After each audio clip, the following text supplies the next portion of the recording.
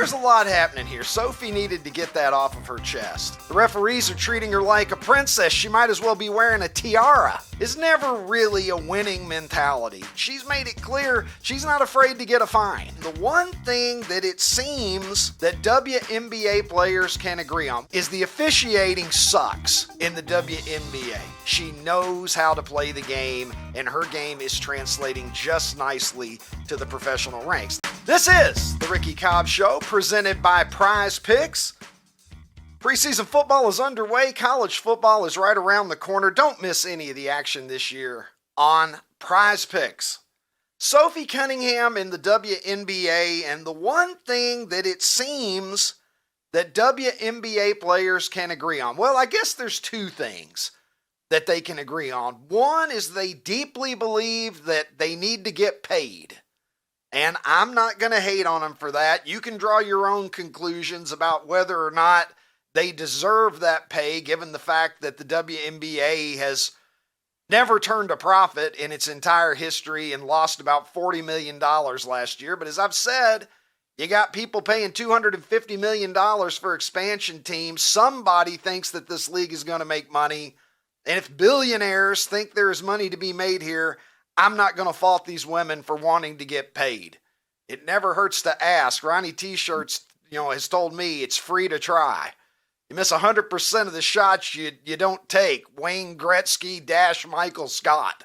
Some of you know that wisdom as well. So I'm never going to fault anybody for trying to make as much money as they can in this great capitalist society of ours.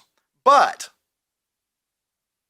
the other thing that they can agree on, besides the fact that they would like to have a lot of money, is the officiating sucks in the WNBA. You could ask Caitlin Clark, you could ask Angel Reese, you could ask Dejanay Carrington, you could ask anybody in the league, and they'll tell you that the officiating sucks. And the most recent person to weigh in is Sophie Cunningham, and let's listen to what she has to say. I love Paige to death. Do not get me wrong. I think, I think she's a hell of a player and, would love to play with her one day. But those refs were giving her every freaking whistle last night. You literally couldn't touch her. And that shit is so annoying to me. And if you're going to do that, then give it to our guards. I just hate the inconsistency. Or we know she's a good rookie and, she's going to get some whistles. But, to get the treatment she got last night was crazy. Yeah. Crazy. Calls. Well, she's gonna be one of those players that she's already gonna be a GOAT. She's gonna be a Hall of Famer. Everyone knows that she's freaking hell of a player. But getting some of those whistles already, oh my, I couldn't. All right, there's a lot happening here. Sophie needed to get that off of her chest. Obviously, the Fever losing Tuesday night, 81-80. Again, without Caitlin Clark, they lose to Paige Bueckers and the Dallas Wings. And we have said on this program what a fine rookie season Paige Bueckers is having. Statistically superior to Caitlin Clark in a lot of categories. Again, I'm not going to say Paige Bueckers is as good as Caitlin Clark. I don't think she's as dynamic. She can't do the things that Caitlin Clark does, but she is a well-coached player coming out of the nation's premier program. She knows how to play the game, and her game is translating just nicely to the professional ranks. Now, Sophie Cunningham looks at it and says, well, the referees are treating her like a princess. She might as well be wearing a tiara out there on the court. You can't touch her, you can't look at her, you can't breathe on her. This, of course, is the perspective of an opponent that Sophie Cunningham is, but I think Sophie's opinion is informed by what she has seen Caitlin Clark deal with the entire time that she's been a member of the Indiana Fever. Sophie Cunningham is famous, after all, for administering a little rough justice on the court, and a lot of us thought that it was overdue. And then Sophie Cunningham became a sensation, and now we know that she likes to eat Arby's and all kinds of things. She exchanges messages with her mom before games about dildos. We know all about this woman's life now, but the reason that we do is we were so fed up with Caitlin Clark getting beat up every night that finally when somebody came along and did something to take up for her, all of us were like, well, this woman is awesome. We're immediately on her side. We love her. Doesn't hurt anything that she's a good-looking woman either. But complaining about officiating, as much as I'm on Sophie Cunningham's side, is never really a winning mentality, is it? Now, I know that that's just a moment from a podcast, and athletes have cameras and microphones in front of them, whether that is the legacy media reporting on them, or it's them going out to their social media or to their podcast or whatever venture it is that they have going on. That's Sophie's program. She can certainly say what she wants to say, but she's made it clear she's not afraid to get a fine. And I would have to think that a fine is probably forthcoming when you go out on your podcast and you shit talk the WNBA officiating and claim that some players are getting preferential treatment relative to others. The Indiana Fever are 18-15. For those of us that are Indiana Fever fans, they are 6th place currently in the WNBA. Top 8 teams out of 13 make the playoffs. So right now they're in a playoff position, even though Caitlin Clark missed her 20th game of the season on Tuesday night, that very same loss to the Dallas Wings. The team is 10-10 without her, hanging in there, waiting for their star player, hopefully, to return from her groin injury in time for the playoffs. And Sophie Cunningham certainly sending a not-so-subtle message to the league that when her star player is back, she would like to see her get some of the benefit from the officials that she believes the rookie, Paige Bueckers, is receiving. So we will see as we go into that. But friends, right now, I want to remind you that Prize Picks is simple to play. It's very simple, in fact. All you have to do is go look at your favorite athletes from a variety of sports and pick more or less on 2 to 6 player projections. That's right. If you get your picks correct, you can cash in and win up to 2,000 times your money. That's not a typo. 2,000 times your money. Prize Picks is the best way to win real money this football season. Make your picks in less than 60 seconds and turn your sports opinions. And we know that you've got the best sports opinions. You're watching this show after all, aren't you? You can turn them into real money on Prize Picks. Better yet, download the Prize Picks app today. Use my code Ricky. That is RICKY to get $50 in lineups when you play your first $5 lineup. That's code Ricky. You'll get $50 in lineups after you play your first $5 lineup. Prize Picks, run your game. And I am officially on board now with Prize Picks with my own selections as I'm looking at some of the season-long offerings on Prize Picks, looking at what I think players in the NFL are going to do this season. What kind of year is your favorite player going to have, whoever that may be? I picked 2 of my favorite players, probably my favorite running back in the NFL, as well as my favorite quarterback, maybe my favorite person in the NFL in Josh Allen here. But Jahmyr Gibbs of the Detroit Lions, I love this guy. Absolutely love him. You can see right here, 1,075.5 is the number on Prize Picks. I believe he's got more in the tank this year, and I think that Jahmyr Gibbs is not only going to go more than 1,075.5, I think he's going to best that by at least a few hundred. I got great confidence in Jahmyr Gibbs with my pick there. And then Josh Allen, 27.5 touchdown passes. He's done that for many years in a row. Last year he had 28, even though he was the MVP of the league. They didn't throw as much.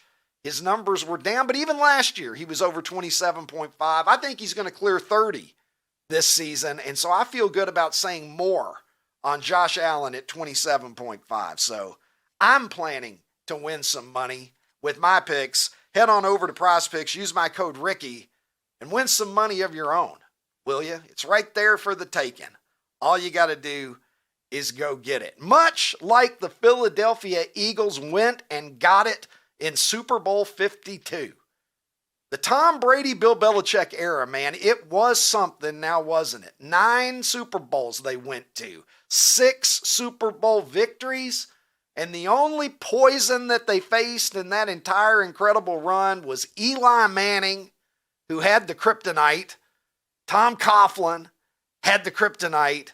And very, very unlikely, Doug Peterson and Nick Foles were the coach-quarterback combination that somehow managed to deny Brady and Belichick a 7th Super Bowl. And we all remember the Philly special. The signature play of Super Bowl 52, one of the most memorable plays in Super Bowl history. Nick Foles hauling in a touchdown pass from tight end Trey Burton in Super Bowl 52. And Nick Foles now with the Paul Harvey rest of the story. This is for all you football fans out there, probably primarily Eagles fans and those who hate the Patriots. But today is a history of the Philly Special. The full name of the Philly Special is not simply Philly Special. You've probably seen it on NFL films. You've probably seen it on clips over and over again. I did not get in the huddle and look at my wristband and just say Philly Special. It's actually, the full name of the play is float to pistol, target left bunch, Philly Special on the dummy kill. That's where I do my acting job, go over the lane, say lane, lane. That's what the dummy kill means. So there was more to it than just Philly Special. Thought y'all might find it interesting. Hope you enjoyed the fun fact of the day pertaining to the Philly Special. I did not know that. As Johnny Carson used to say, and as my friend Chris Myers adopted on SportsCenter for so many years. I did not know that. That's a lot to get on a t-shirt, though. You know? Sometimes you just got to boil it down to the essence. I think I prefer Philly Special. By the way, the helmet catch, David Tyree's helmet catch is also known, a lot of people don't realize this, as the I can't believe that lucky motherfucker caught the football against his helmet catch. That's the full name. So there's something that you might not know as well. I'll tell you things that I do remember correctly and that are simple for me to reflect upon. What it was like being a kid back in the 1970s, going out to play, minimal to no adult supervision. Take a look at this beautiful scene here. 5 kids risking their lives, diving off of some flimsy apparatus into head trauma water levels while little Sally prepares to toddle on out of the goddamn yard entirely to God knows where. Just another normal 70s afternoon.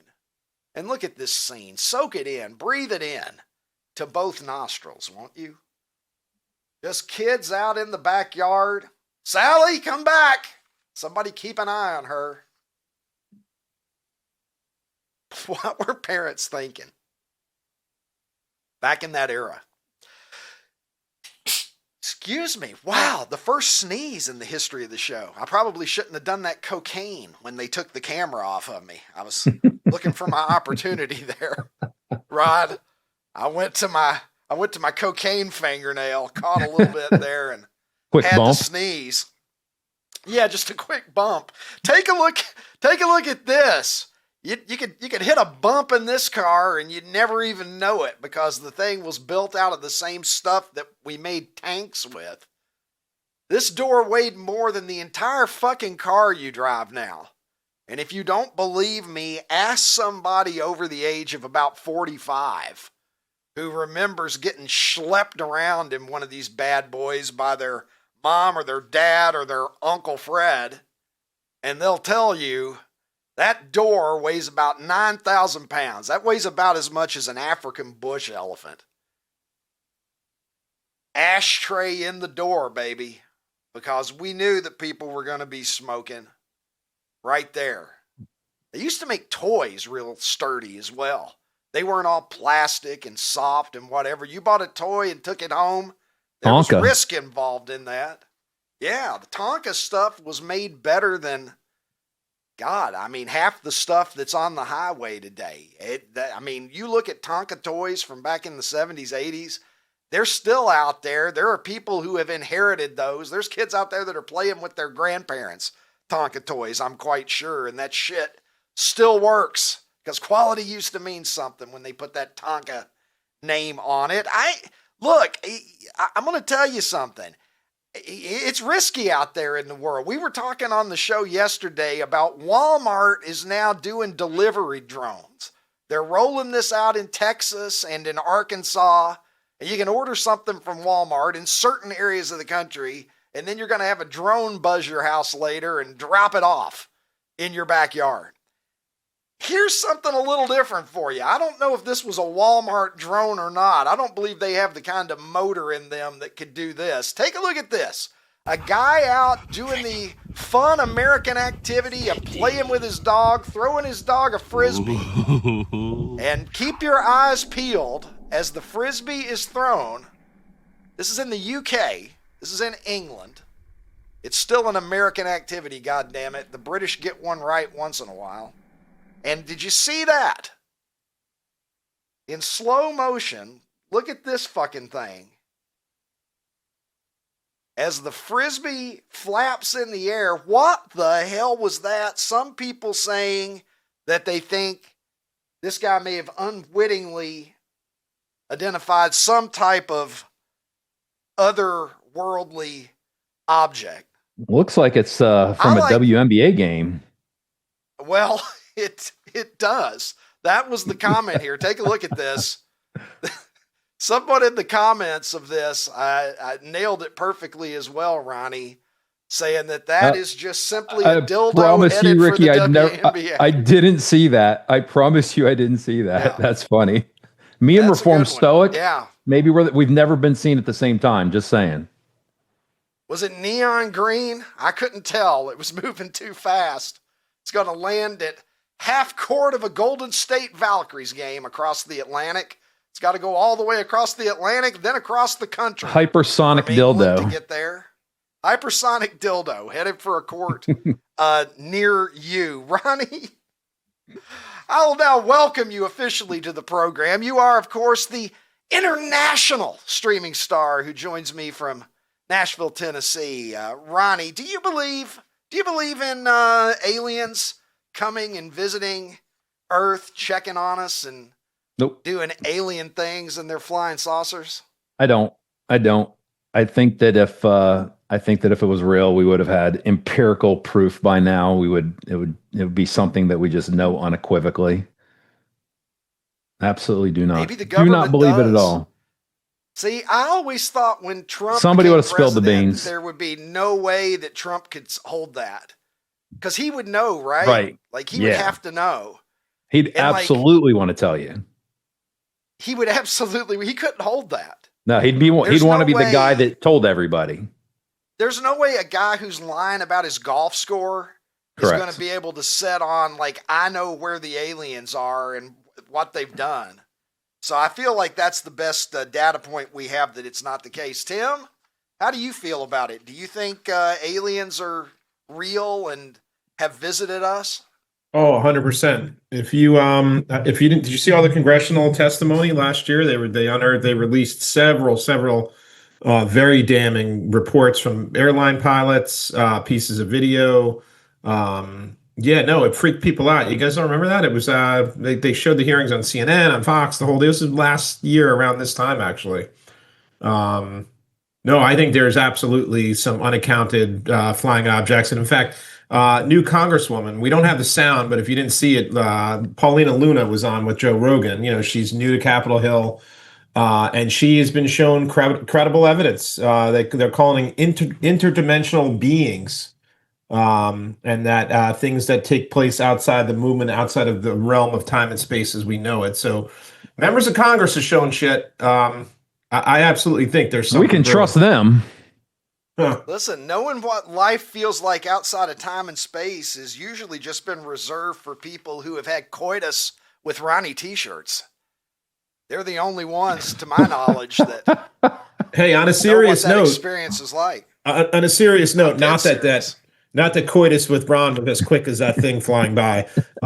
Quicker. But damn near Columbus, close. Ohio, 1984. Listen, on a serious note, Flagstaff, I was out in Arizona, part of a little vacation.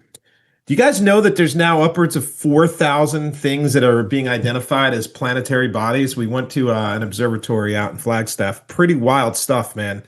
that it's not the Hubble. What's the other new telescope that's out there the last 3 years? Pretty crazy shit, man. The days and 9 planets are gone, Ron. There's 9. What do you? I thought it was 8. I thought they 86'd Pluto. Yeah, there are upwards Pluto. of 3,000 other planetary bodies. We are absolutely not alone, boys. We are not alone. All right, there you have it from our interstellar correspondent. Senior interstellar correspondent, producer Tim. Guys, Joe Burrow is catching some shit on social media today after this video went viral of Joe Burrow out in the early morning hours. I think this is about 2 a.m. Just not feeling like signing autographs. Let's take a look. Just one, please, for the kid. Just pass my bedtime. Joe, please, it's 2 in the morning. Can you just sign one? I'm on no one asked. Please, Joe.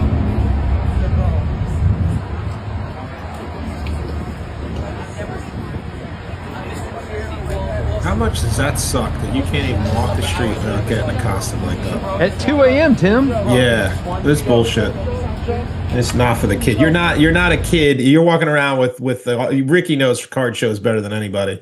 That's a professional seeker there. Fuck that guy. Yeah, I mean, you're walking around with a whole bunch of cards at 2 a.m. Anybody who's a precious little kid who wants a Joe Burrow autograph is tucked away in bed For a somewhere long time. at Yeah. 2 a.m. Those are professional autograph hounds. And look, Joe Burrow had people, breaking into his house, robbing his fucking house. The violation of privacy that guy has suffered. And I know that we tend to look at celebrities and we see them almost as like creatures in a zoo. Zoo only animals. exist we do as a society. I think that people take that attitude about anybody that they see on the internet or on TV. I mean, the things that people have said to me and about me just in my short time in public life, people don't think of you if they see you, on television or on the internet as a real person, I don't think. And Joe Burrow is a real guy who happens to play football for a living very well and who had his home broken into last year, taken advantage of. I mean, that is such an invasion of yourself and your privacy. And so, look, the guy's out living his life, and at 2 a.m., he's got to weave through a bunch of people who want autographs that they can turn around and make money on eBay. And who are walking like this. Look. I know we've talked selfie or autograph. I think it's one thing. I think the three of us are a direct no, right? I would never take my camera and be like, oh, hey, I'm here with Joe Burrow. But I don't know. Do you guys agree? But I think maybe young Jared, that whole 20-something group of folks, I think it's very commonplace. I don't know, Jared, if you can unmute for a second, but you see Saquon 2 a.m. New York City when you're hanging out at your friend's place in Manhattan. Granted, he's in Philly now. Are you taking your camera? Like, I think it's very accepted for that generation to do that walk and talk bullshit with the camera. Jared, are you going to do it? Yeah, I am. Yeah. Saquon's a legend to me and a bunch of people that I care about, so I got to do it for at least someone like that. Yeah, I don't know, man. It's a generational thing. Get off my lawn.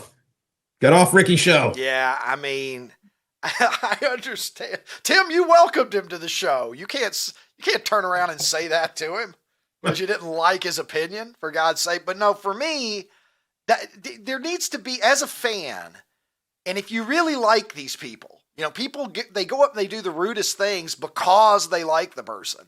And it's like, please don't like me so much. If this is how you treat me, with friends like you, I don't need enemies. So have a little sense of the moment. If somebody's enjoying a meal, let them eat their meal. If they're with their friends or their family, allow them to do what they're doing if you see them out, because they're people too. And here's the thing about being a celebrity. And I'm not saying I know this because of personal experience, because I'm talking about real celebrities, okay? But the thing about being a celebrity is people will meet you for 6 seconds and they'll judge who you are as a person on what happened in those 6 seconds. So there's no way that you can avoid pissing people off. I remember hearing Gary Player once. I was at a golf tournament back in the 90s, senior tour event, and Gary Player was signing a bunch of autographs. And he was wrapping up, and there were still some people who wanted their stuff signed. And I remember Gary Player said, you can sign autographs for an hour, but if you don't sign for the last two people, you're a son of a bitch. And I think that is the problem that a lot of big-time athletes encounter when they're dealing with the public. Joe Burrow, I feel you. Do as you want to do. Rewind. It is our bi-weekly newsletter, and we've been getting great feedback on it from you guys. We're having a lot of fun making it every week, and it's as simple as just going to outkick.com/newsletters. And once you're there, put in whichever email address you want to have some Super 70 Sports / Ricky Cobb Show goodness going into that inbox for you, and we will take care of the rest. Again, every 2 weeks, we've got the Margarita mailbag. You can ask your questions of me, and I will consider and answer them. Maybe you want me to take one of your childhood or one of your adolescent photos and give it the Super 70 Sports treatment, bust your balls a little bit. I'm happy to do that. We're doing Gimme Fives in there, and starting with the very next edition, this will be a great one for you to get on board for. We're going to be dropping the Basement Boombox. Every 2 weeks, I'm going to give you my own 12-song playlist, just like you're getting a cassette from me back in 1987 for you to go and jam to. So all of that and more, Ricky Cobb's Rewind. That is outkick.com/newsletter. There we see Landon Dickerson of the Philadelphia Eagles. This is how you wrap up a joint practice. We saw Shedeur Sanders getting carted off by Jalen Hurts on the show yesterday. This is how the Eagles and the Browns wrapped it up, with some frosty refreshment in the hot afternoon sun. I think that's a veteran move there. That's why Landon Dickerson is a popular guy around the NFL, and my guest today is a popular guy around not only the NFL, but all across the media landscape. It's a pleasure to welcome back to the program the host of the Sean Salisbury Show, as well as Unpaved on Rumble, Sean Salisbury. Good to see you again, brother. Ricky, it's great to be on with you, man. When I see that, it had to be offensive linemen. Nobody else is doing that. First off, nobody's going to bug them, right? Nobody's going to bug an offensive lineman. And all those offensive linemen want, because they don't get the recognition they ever deserve. And of course, Philadelphia can do it because they're as good as it gets, but they want a good warm meal when they go home, a good lady, and they want just their quarterback or the guys on the team to recognize them. Other than that, and feed them and give them a cold beer like on a Wednesday during the week, awesome. And of course, both teams get together and drink the beer together as an offensive line, right? Other positions aren't doing that. I love that. That's why those guys are the reason teams win. If you got an offensive line that drink beer together, stay together, man. And that's why they win. I love those big fellas, man, always. That's why Dan Marino was passing out those isotoner gloves yeah, right. Back in the 1980s, Sean. Remember that? You get the isotoner. Wait a minute. You got sacked 12 times this year, and all I get's a pair of fucking gloves? Yeah. You got to question that whole thing. Times have changed. We're handing out Rolexes and everything else, Ricky. Right now, the times have changed. Rolexes and cars, and Brock Purdy's giving guys SUVs. Yeah, it's a good gig now. All that money. Yeah. You're wishing you could get away with a pair of gloves. Let's talk quarterback, Sean. I mean, something that obviously you know more than a little bit about. This is the time of year, especially where we're talking about young guys and guys that are in, new systems on different teams. Let's start with the young guys. Shedeur Sanders, who's been analyzed again, analyzed some more, all of the talk. We're getting to the point now where we are at the season, and his first preseason performance was quite good. He made a couple of really nice throws. Of course, we live in overreaction culture here in 2025, Sean. A lot of people kind of taking a victory lap. The I told you so's have already begun by those who never lost their faith in Shedeur Sanders. What did you make of the first performance, and how measured should we be about the result of any rookie quarterback's first preseason effort? Well, I can answer the last part first. I had a good first preseason game, so that ought to tell you. And I wasn't exactly a superstar at the position. So in truth, Ricky, I thought it was impressive. And aside from the fact what you saw on the field is all the anticipation and pomp and circumstance that goes into it, right? That as a fifth round pick, all of it, the last name, his pops, all that, it's expectations. It's not like he was a first round pick battling for a starting job. I mean, that's a lot of hype to follow for a fifth round pick. He's been the most talked about guy in preseason. And he's a guy who right now on the depth chart is listed, what, 4th still? But I was impressed. And I'm not really, I could care less. What's the saying that it doesn't matter whether you win or lose them in the preseason, but they do matter. And for Shedeur Sanders, he needed to treat that like it's a playoff game or a start because he's trying to impress his teammates and his coaching staff, let alone the fans, to get more reps. I don't look at the result. The result's fine in preseason, especially the first game. I'm more of how do you handle the team? How did you get to that result? For instance, you watch the throw from when he was backed up in the end zone. He gets hit in the mouth and throws that deep dig route out of his own end zone. Loved it. He makes on a screenplay, a simple play, gave himself room, got it out quick. The touchdown that he threw, the first one, little side step to his left and showed me some touch. My favorite was the goal line, the second touchdown, whereas you watch the end zone view from behind him, makes the eyes go left, which is hard to do for a rookie because they're usually staring down everything because they don't know what's going on right now, and that's normal for a first rounder or a fifth rounder. And then he scanned across, went to his second, he saw the safety sit down and had an angle, got to his third, hit that backside late dig, which was about a 10, 12 yard at the goal line and protected him with a low throw. It's how he got there. The ball seemed to come out pretty damn quick, and he was decisive. Now, statistics, we could say Jackson Dart and Tyler Shug, obviously New Orleans had really good games too, but how he got there considering all the pub that people are putting on him. Now, we do need to be measured. Listen, it is a preseason game. It will get tougher. That's a smattering of guys, but I'm not going to diminish his performance because it wasn't against, the best defense in the league. You can only do with what you got and how you execute that play. But what he did do was make some throws that if there was a first unit out there, they still would have been complete. The timing and execution and command. I was impressed with it. Now he's got to do it again. It doesn't get easier. It gets harder.